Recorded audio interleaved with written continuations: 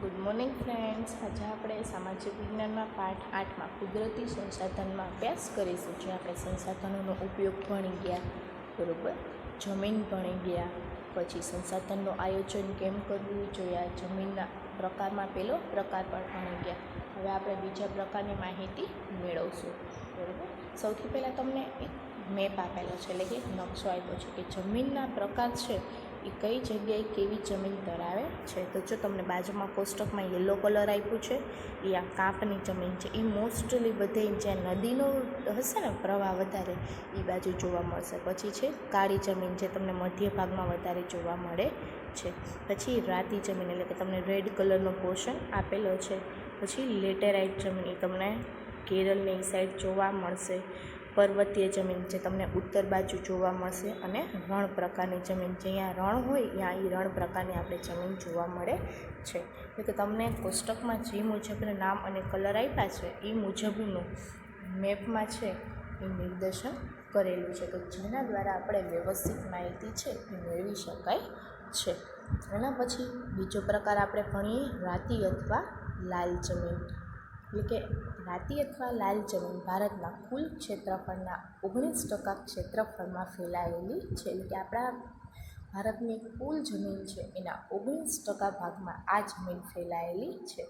દક્ષિણના તમિલનાડુથી માંડીને ઉત્તરમાં બુંદેલખંડ સુધી અને પૂર્વમાં રાજમહલની ટેકરીઓની પશ્ચિમમાં કચ્છ સુધી તે વિસ્તરેલી છે. જે તમે ઉપર આપણે જોયું, બરાબર, મેપમાં કે રાતી જમીન છે એનું પોષણ છે એ વધારે આપણે એમાં જોઈ શકાય છે. આ જમીનમાં કેનું માત્રા વધારે હોય તો કે ફેરિક ઓક્સાઇડની હાજરીને કારણે તે લાલ કલરની છે એ આપણને દેખાય છે, તથા તેની નીચે પીળા રંગમાં ફેરવાય છે. આ જમીનમાં ચૂનો, કાંકરા, કાર્બોનેટ મળી આવતા નથી. મોટે ભાગે આ જમીનમાં મેગ્નેશિયમ, ફોસ્ફેટ, નાઇટ્રોજન અને પોટાશની છે એ આપણને ઉણપ જોવા મળે છે. હવે આ જમીનમાં આપણે ક્યાં ક્યાં પાક લઈ શકાય તો કે બાજરી, કપાસ છે, ઘઉં છે, ફણસી છે, મગફળી છે, બટેકા છે જેવા વિવિધ પાકો છે એ લાલ એટલે કે રાતી જમીનમાં આપણે લઈ શકાય છે. તમે એનું બાજુમાં ચિત્ર પણ જોઈ શકો છો કે લાલ જમીન છે એ આપણને લાલ કલરની દેખાય છે. એના પછી છે કાળી જમીન. કાળી જમીનને આપણે બીજા રેગુર જમીનના નામે પણ ઓળખાય છે. કોઈ એમ કે રેગુર એટલે તો કે રેગુર એટલે કે કાળી જમીન, જે આપણે કાળા કલરની હોય છે. હવે આ જમીન છે એ કુલ ક્ષેત્રફળના 15% ક્ષેત્રફળમાં કાળી જમીન છે એ ફેલાયેલી છે. આ જમીનનો ઉદ્ભવ દખ્ખણમાં લાવાના પથ્થરમાંથી થયો છે. લાવા રસ જે ફાટે છે એમાંથી એનો ઉદ્ભવ થયો છે. સમગ્ર મહારાષ્ટ્ર, પશ્ચિમી મધ્યપ્રદેશ, આંધ્રપ્રદેશ, કર્ણાટક કેટલોક ભાગ વગેરે જગ્યાએ આપણને કાળી જમીન જ જોવા મળે છે. ગુજરાતમાં પણ આપણને જોવા મળે છે તો કે સુરતમાં છે, ભરૂચ છે, નર્મદા, વડોદરા, તાપી, ડાંગ વગેરે જિલ્લામાં છે એ આપણે કાળી જમીન છે એ જોઈ શકાય છે. આ જમીનના નિર્માણમાં લાવાઈ ખડકો, બરાબર, એટલે કે લાવામાંથી જે ઉત્પન્ન થયા હોય એવા ખડકો અને આબોહવાની મુખ્ય ભૂમિકા છે. લોહ એટલે કે લોખંડ, લોહ, ચૂનો, કેલ્શિયમ, પોટાશ, એલ્યુમિનિયમ, મેગ્નેશિયમ વગેરેનું પ્રમાણ છે એ કાળી જમીનમાં વધારે જોવા મળે છે. તેથી તેની જે ફળદ્રુપતા છે એ પણ કાળી જમીનમાં સારી હોય છે. આ જમીનની ભેજ સંગ્રહણ શક્તિ છે એ વધારે હોય છે. જ્યારે ભેજ સુકાય ત્યારે તેમાં ફાટા અથવા તિરાડ પડી જાય છે. ભેજ સંગ્રહ કરવાની શક્તિ જ વધારે હોય એટલે તરત સુકાઈ જાય છે. જમીન સુકાય એટલે શું થાય તો તેમાં તિરાડો પડવા લાગે છે. આ પ્રકારની જમીનમાં કપાસ છે, અળસી છે, સરસવ, મગફળી, તમાકુ વગેરે જેવા પાકો છે એ કાળી જમીનમાં લેવામાં આવે છે. કપાસના પાકને વિશેષ અનુકૂળ હોવાથી આ જમીન કપાસની જમીન તરીકે પણ ઓળખાય છે. તમને પૂછાઈ શકે કે કપાસની જમીન તરીકે કઈ જમીન ઓળખાય છે તો કે કપાસની જમીન તરીકે કાળી જમીન ઓળખાય છે. એના પછી છે લેટેરાઇટ કે પડખાઉ જમીન. આ જમીનનું નામ લેટિન ભાષાના શબ્દ લેટર પરથી એટલે કે ઈટ પરથી પડ્યું છે. તેનો લાલ રંગ લો ઓક્સાઇડને કારણે છે.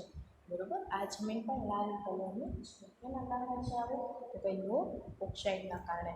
આ જમીન ભીની થાય ત્યારે માખણ જેવી મુલાયમ, સુકાય ત્યારે સખત બની જાય છે. એટલે કે એનામાં બે ગુણધર્મ છે. પાણી હોય ત્યારે એકદમ ભીની ચીકણી થઈ જાય છે અને પછી સુકાય એટલે કે સાવ સખત બની જાય છે. સૂકી અને ભેજવાળી આબોહવાના પરિવર્તનથી અને સિલિકામય પદાર્થોના નિવારણથી તેનું નિર્માણ થયેલું છે. ભારતે દ્વિકલ્પીય ઉચ્ચ પ્રદેશોના ઊંચાણવાળા ભાગમાં વિકસિત થયેલું જોવા મળે છે. આ પ્રકારની જમીનમાં કેનું પ્રમાણ હોય તો કે લોહ તત્વ હોય, પોટાશ હોય, એલ્યુમિનિયમ છે, એનું આપણે પ્રમાણ લેટેરાઇટ જમીનમાં વધારે જોઈ શકાય છે. આ જમીન ઓછી ફળદ્રુપ હોય છે, પણ તેમાં ખાતરો નાખીને રાગી છે, શેરડી, ચા, કોફી વગેરેના પાક ત્યાં લઈ શકાય છે. કે લેટેરાઇટ જમીન છે તેને પડખાવ જમીન તરીકે પણ ઓળખવામાં આવે છે. એના પછી છે રણ પ્રકારની જમીન એટલે કે ડેઝર્ટ સોઇલ. આ જમીન સૂકી અને અર્ધ સૂકી આબોહવાવાળી પરિસ્થિતિમાં જોવા મળે છે. આ જમીન રેતાળ હોય છે. રેતાળ હોય રેતીમાં ફળદ્રુપતાનું પ્રમાણ ઓછું હોય એટલે કે આ જમીન છે એ ઓછી ફળદ્રુપ હોય છે. તેમાં દ્રાવ્ય ક્ષાર છે એનું પ્રમાણ વધારે હોય છે. આ જમીન ક્યાં હોય તો કે જ્યાં રણનું પ્રમાણ હોય ત્યાં આપણને રણ પ્રકારની જમીન જોવા મળે છે. એટલે કે આ પ્રકારની જમીન રાજસ્થાન, હરિયાણા, દક્ષિણ પંજાબના કેટલાક વિસ્તારોમાં જોવા મળે છે. અથવા ગુજરાતમાં તો કચ્છ, ઉત્તર ગુજરાત છે, આપણે કચ્છનું રણ કહીએ છીએ, અને સૌરાષ્ટ્રના કેટલાક વિસ્તારોમાં પણ આપણને રણ પ્રકારની જમીન જોવા મળે છે. હવે રણ પ્રકારની જમીન છે ત્યાં પાણીનું પ્રમાણ ઓછું હોય છે એટલે કે સિંચાઈ પદ્ધતિ દ્વારા ત્યાં ખેતી કરવામાં આવે છે. સિંચાઈ પદ્ધતિ કરીને અહીંયા વિવિધ પાક લેવામાં આવે છે. એના પછી છે પર્વતીય જમીન. આ જમીન હિમાલયની ખીણો અને ઢોળાવવાળા ક્ષેત્રમાં 27 મીટરથી 3000 મીટર સુધીની ઊંચાઈ પર જોવા મળે છે. જેનું સ્તર પાતળું અને અપરિપક્વ હોય છે. તો તમને ઢોળાવવાળું એટલે કે રેસરનો એક ઢાળ જ હોય, એ ઢાળ ઉપર એ જમીન પર વિવિધ પાક લેવામાં આવે છે. તો એની માપ કેટલું હોય, કેટલા ક્ષેત્રમાં તો કે 2700 મીટરથી 3000 મીટર સુધી. તો એનું સ્તર પાતળું અને અપરિપક્વ એટલે કે પરિપક્વ એ પૂરેપૂરું પરિપક્વ થયું ના હોય. બરોબર. હવે આ જમીન ક્યાં છે તો કે અસમ છે, દાર્જિલિંગ છે, ઉત્તરાખંડ છે, હિમાચલ પ્રદેશ એટલે કે ઉત્તર બાજુનો જે ભાગ છે ત્યાં આપણે પર્વતીય જમીન છે એ જોઈ શકાય છે. હિમાલયના સામાન્ય ઊંચાઈના ભાગોમાં દેવાદાર, ચીડ અને પાઇનના વૃક્ષોના વિસ્તારમાં આ પ્રકારની જમીન છે એ જોવા મળે છે. એના પછી છે જંગલ પ્રકારની જમીન. આ પ્રકારની જમીન હિમાલયના શંકુદ્રુમ જંગલોમાં 3000 મીટરથી 31000 મીટરની ઊંચાઈ વચ્ચે તથા પૂર્વ ઘાટ અને મધ્ય હિમાલયના તરાઈ ક્ષેત્રમાં આવેલા છે. વૃક્ષોના ખરેલા પાંદડાથી તેની સપાટી છે આખી ઢંકાઈ જાય છે અને તે પાંદડા સડવાથી તેમાં સેન્દ્રિય તત્વોનું પ્રમાણ છે વધી જાય છે. બરોબર.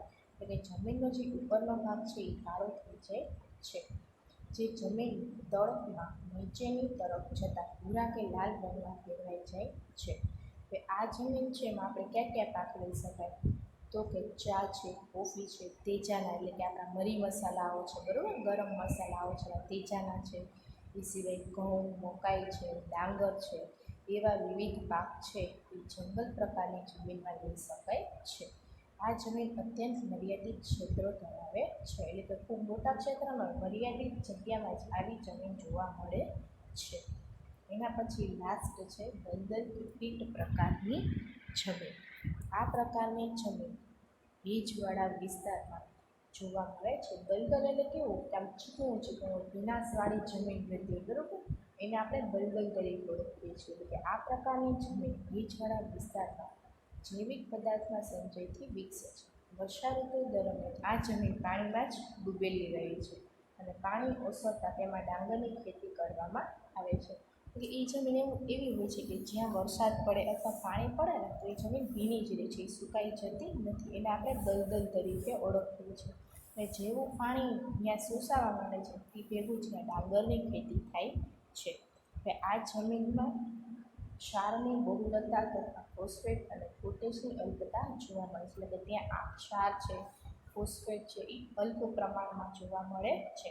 આવી જમીન છે પશ્ચિમ બંગાળ છે, ઓડિશા છે, તમિલનાડુના કિનારાના ભાગો છે, ઉત્તર બિહારનો મધ્ય ભાગ છે, ઉત્તરાખંડનો અલમોડા છે, જ્યાં આપણને આવી દલદલ પ્રકારની જમીન છે એ આપણે જોઈ શકાય છે.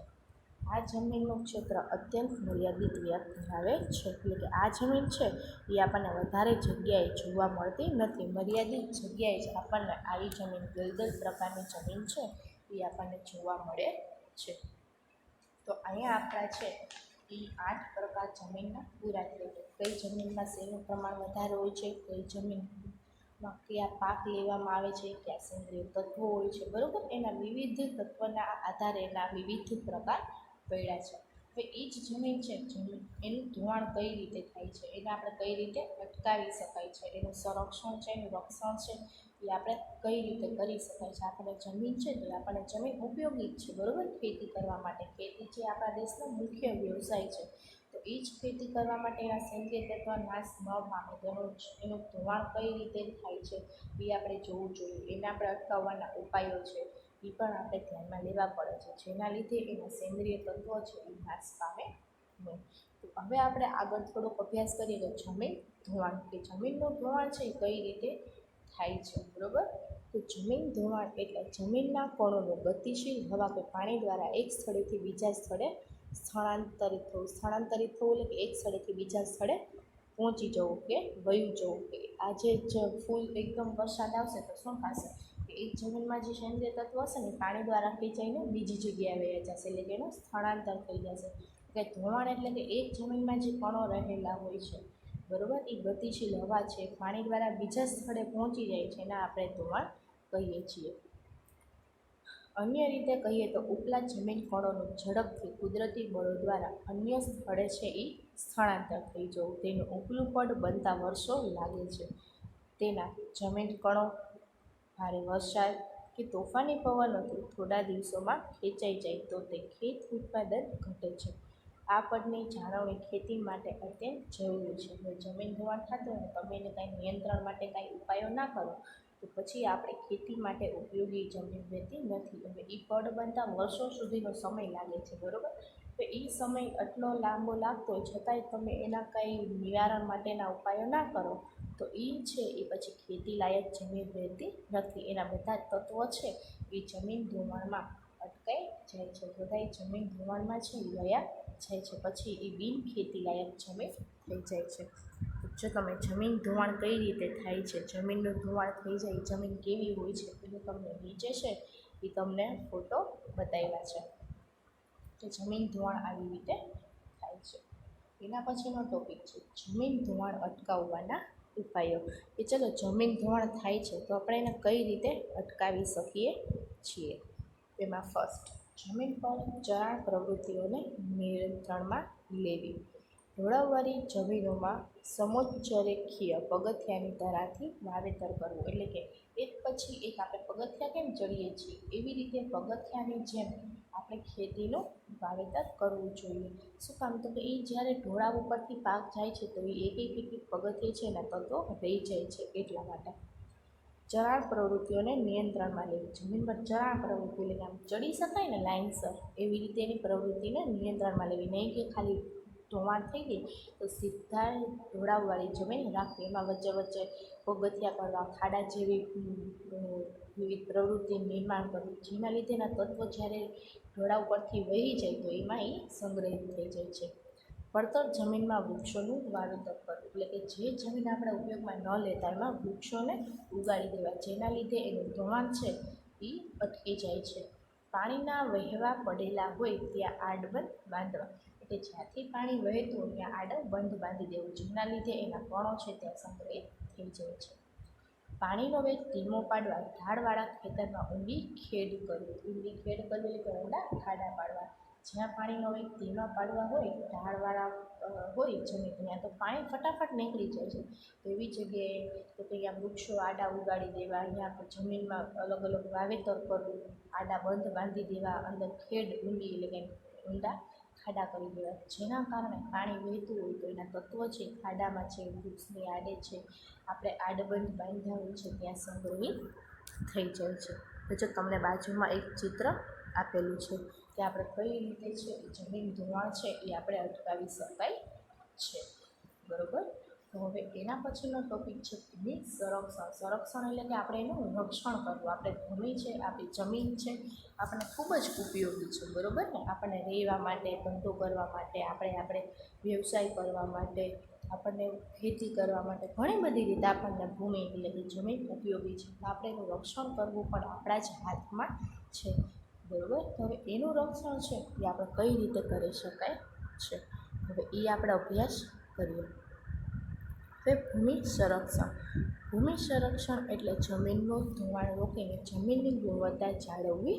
તે કે જ્યાં જમીનનું ધોવાણ થતું હોય એ અટકાવીને એની ગુણવત્તા જાળવી રાખવી એટલે કે ભૂમિ સંરક્ષણ. હવે ઢોળાવવાળો વિસ્તાર છે, તમને ખબર જ છે કે વરસાદ આવતા આ જે જમીન છે ધોવાઈ જશે. તો ત્યાં આડા બંધ બાંધવા, ત્યાં વૃક્ષો વાવવા, તો એ જે રોકીને આપણે જે ગુણવત્તા જાળવીએ છીએ એને શું કર્યું કહેવાય? તો એને ભૂમિનું સંરક્ષણ કર્યું કહેવાય. જમીન સંરક્ષણનો સીધો સંબંધ માટીના કણોને પોતાની મૂળ જગ્યાએ જાળવી રાખવા સાથેનો છે. તો એક જગ્યાએથી બીજી જગ્યાએ માટીના કણો વહી જશે તો એ ધોવાણ થઈ જશે. એટલે ભૂમિ સંરક્ષણ એટલે કે જે જમીનમાં જે કણો છે તેને એ જ પરિસ્થિતિમાં એ જ જગ્યાએ સાચવી રાખવા. દુનિયામાં વિવિધ જગ્યાએ જે તે સ્થાન અને સમસ્યાને અનુરૂપ ઉપાયો પ્રયોજવામાં આવે છે. કે જે જમીનમાં જે રીતે એનું સંરક્ષણ થઈ શકે એ રીતે એની પ્રક્રિયા કરવામાં આવે છે. હવે તમને નીચે એક ચિત્ર આપ્યું છે કે હાવ સપાટી પરથી વહેતું પાણી એટલે કે જ્યાં ઢોળાવવાળી જે જમીન છે એકદમ સીધી, તો કઈ રીતે રોકી શકાય? તો કે આડા બંધ બાંધીને છે. સમોચ્ચ જે આપણે જોયું ને કે ક્યારીઓમાં રોકાતું પાણી એટલે અલગ અલગ ક્યારી, અલગ અલગ ચોરસ ચોખ્ઠા કરીને એમાં પાણી રોકી શકાય. પગથિયા દ્વારા એનું પાણી રોકી શકાય છે, જેના લીધે ભૂમિ સંરક્ષણ છે એ આપણે સરળતાથી કરી શકીએ છીએ. કે જે ભૂમિ છે એમાં એના જે સેન્દ્રિય તત્વો છે એની માત્રા છે આપણે એમાં જાળવી રાખીએ છીએ. એના પછીનો ટૉપિક છે ભૂમિ સંરક્ષણના ઉપાયો. કે આપણે એવા કયા ઉપાયો યોજી શકીએ, એવા કયા ઉપાયો કરી શકીએ કે જેના લીધે ભૂમિનું જે સંરક્ષણ છે એનું રક્ષણ છે એ આપણે જાળવી રાખીએ છીએ, જે આપણા માટે જ ઉપયોગી છે, આપણા માટે જ ફાયદાકારક છે, કે જેના લીધે ભૂમિની જે ગુણવત્તા છે એ જાળવી શકાય છે, જે નષ્ટ થતી નથી. તો પહેલું છે જંગલોના આચ્છાદનને કારણે તેના મૂળ જમીન કણોને જકડી રાખે છે. નદીના કોતરો અને પહાડી ઢોળાવો પર વૃક્ષારોપણ કરવું. એટલે કે જે ઢોળાવવાળી જમીન છે એમાં થોડાક અંતરે જો આપણે અહીંયા ઢોળાવો ઉપર વૃક્ષો વાવી દઈએ તો એના મૂળમાં જકડાઈ જશે એના મૂળ જમીન સાથે, અને જે જમીનના કણો છે એનું ધોવાણ થશે એ એના મૂળ સાથે વળી જકડાઈ જશે. પાણી વહેતું હોય તો એના કણ છે ક્યાંક ને ક્યાંક એના મૂળ સાથે જકડાઈ જશે, એના મૂળ સાથે અથડાઈને ત્યાં ઊભા રહી જશે, જેના લીધે છે એનું ધોવાણ થશે નહીં.